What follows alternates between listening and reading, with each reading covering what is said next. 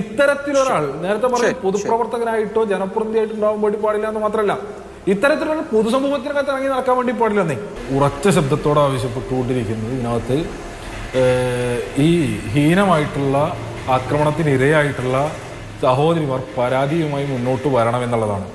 പരാതിയുമായിട്ട് മുന്നോട്ട് വരുന്ന പക്ഷം അവർക്കുള്ള പൂർണ്ണമായ പിന്തുണയും സംരക്ഷണവും സംസ്ഥാന സർക്കാർ നൽകുമെന്നുള്ളതിനകത്തൊരു തർക്കവും വേണ്ട. ഏറ്റവും കൃത്യമായ അന്വേഷണവും അതിൻ്റെ തുടർച്ചയിൽ ഇദ്ദേഹത്തിനെതിരായിട്ടുള്ള കർശനമായിട്ടുള്ള നിയമ നടപടിയും ഉണ്ടാകും. ഇതിനപ്പുറത്തേക്ക് അവർ ഭയപ്പെടുന്നതിൽ തെറ്റു പറയാൻ വേണ്ടി കഴിയില്ല. കാരണം നേരത്തെ സംസാരിച്ച ജേക്കബ് സാർ ഉൾപ്പെടെയുള്ള ആളുകൾ സൂചിപ്പിച്ചു, കേരളത്തിലെ ഒരു വലിയ വിഭാഗം യൂത്ത് കോൺഗ്രസ്സുകാരുടെ പിന്തുണ അവർക്കുണ്ട് എന്ന നിലയ്ക്ക് യൂത്ത് കോൺഗ്രസ്സുകാരുടെയും പിന്തുണയല്ലെന്നേ, ഇത് ഇവർ പണം കൊടുത്ത് തീറ്റിപ്പോറ്റിക്കൊണ്ടിരിക്കുന്ന ഒരു പറ്റം ക്രിമിനലുകളായിട്ടുള്ള സൈബർ വെട്ടുകളി സംഘത്തിന്റെ പിന്തുണയാണ് ഇവർക്കുള്ളത്.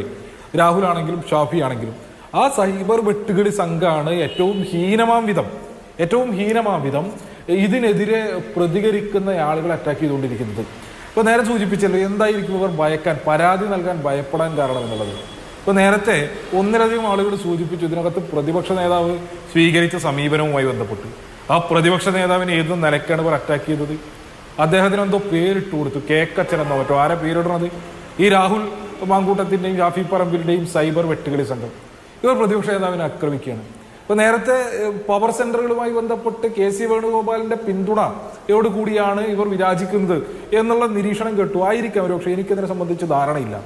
പക്ഷെ എന്നിരുന്നാലും അതിനോടൊപ്പം തന്നെ ഉണ്ടായ ഒരു അനുഭവമാണ്, KC വേണുഗോപാൽ ഇന്ത്യയിലെ കോൺഗ്രസിന് ഏറ്റവും പ്രധാനപ്പെട്ട നേതാക്കളുള്ള ഒരാളാണല്ലോ, അവരുടെ സംഘടനാ ചുമതലയുള്ള ജനറൽ സെക്രട്ടറി. ഈ വിഷയവുമായി ബന്ധപ്പെട്ട് ശ്രീ KC വേണുഗോപാലിന്റെ ഭാര്യ സാമൂഹിക മാധ്യമങ്ങളിൽ ഒരു പോസ്റ്റ് പങ്കുവച്ചു, സോഷ്യൽ മീഡിയയിൽ പോസ്റ്റ് എഴുതിയിട്ടു. ഈ ചെങ്ങാതിയെ സമൂഹത്തിന്റെ പരിസരത്തേക്ക് അടുപ്പിക്കാൻ കൊള്ളാത്ത ആളാണെന്ന്. ആ ഫേസ്ബുക്ക് പോസ്റ്റിന് എത്ര സമയത്ത് ആയുസുണ്ടായിരുന്നു? എത്ര മിനിറ്റ് അവർക്ക് ആ ഫേസ്ബുക്ക് പോസ്റ്റ് തുടർന്നു കൊണ്ടുപോകാൻ വേണ്ടി കഴിഞ്ഞു? ഏത് നിലക്കുള്ള അറ്റാക്കാണ് അവർക്കെതിരെ ഉണ്ടായിട്ടുള്ളത്? അവർ നിരന്തര രാഷ്ട്രീയ വിഷയങ്ങളിൽ പ്രതികരിക്കുന്ന ഒരാളൊന്നുമല്ല. പക്ഷേ KC വേണുഗോപാലിന്റെ ഭാര്യയ്ക്ക് നേരിടേണ്ടി വന്നത് അതിനീചമായിട്ടുള്ള സൈബർ അറ്റാക്ക് ആയിരുന്നു. ഇപ്പൊ ഉമാ തോമസിനെതിരെ എന്തുണ്ടായത്? മാസങ്ങൾക്ക് മുൻപ് ഉമാ തോമസിന് സംഭവിച്ച അപകടം, കലൂർ സ്റ്റേഡിയത്തിലുണ്ടായ അപകടം ഉൾപ്പെടെ പറഞ്ഞിട്ടല്ലേ ഈ കോൺഗ്രസിന്റെ സൈബർ വെട്ടുകളി സംഘം ഉമാ തോമസിനെ അറ്റാക്ക് ചെയ്ത്. അവർ പറഞ്ഞു അന്ന് വീണ ഘട്ടത്തിൽ മരിച്ചു പോയാൽ മതിയായിരുന്നു എന്നുൾപ്പെടെ ഉമാ തോമസിന്റെ സോഷ്യൽ മീഡിയ ഹാൻഡിലുകൾക്ക് കീഴിൽ വന്നു നിന്ന് ഈ കൂട്ടർ ആക്രോശിക്കുന്നു കേട്ടില്ല. ഒരു നേരും നെറിയുമില്ലാത്ത ഇവർ പണം കൊടുത്ത് ആരെയും എന്ത് തോന്നിവാസവും പറഞ്ഞ് പൊതുസമൂഹത്തിന് മുൻപിൽ അറ്റാക്ക് ചെയ്യാൻ പാകത്തിലേക്കുള്ള ഒരു സൈബർ സംഘത്തെ, ഒരു വെട്ടുകളി കൂട്ടത്തെ ഇവർ പോറ്റിക്കൊണ്ടിരിക്കുന്നുണ്ട്. ആ വെട്ടുകളി സംഘമാണ് ഇവർക്ക് പിന്തുണ കൊടുക്കുന്നത്. സ്വാഭാവികമായിട്ടും പ്രതിപക്ഷ നേതാവിനെ അടക്കം ഈ കൂട്ടർ ഇങ്ങനെ അറ്റാക്ക് ചെയ്യുമ്പോൾ പരാതിക്കാരി ചെറിയ തോതിലെങ്കിലും ഭയപ്പെടുന്നതിനകത്ത് തെറ്റു പറയാൻ വേണ്ടി കഴിയില്ല. ഇപ്പോ ഈ പരാതിയുമായി ഈ പുറത്ത് ഇപ്പൊ മാധ്യമങ്ങളുടെ മുൻപിൽ വന്ന് നിന്ന് തനിക്കുണ്ടായ അനുഭവം പറഞ്ഞ ഒരു യുവതി ഉണ്ടായിരുന്നല്ലോ എറണാകുളത്ത് നിന്നുള്ള. ആ യുവതിക്ക് നേരെ അതിനുശേഷം ഉണ്ടായിട്ടുള്ള അറ്റാക്ക് എന്താ? ഇതുവരെ കണ്ടുകൊണ്ടിരിക്കല്ലേ എത്രമേൽ സൈബർ ഇടങ്ങൾക്കകത്ത് എത്രമേൽ മേച്ചകരമായ വിധമാണ് അവരെ ഈ പറഞ്ഞ കോൺഗ്രസിന്റെ ഇവർ പൂറ്റി വളർത്തുന്ന സൈബർ ഹാൻഡിലുകൾ കൈകാര്യം ചെയ്തത്.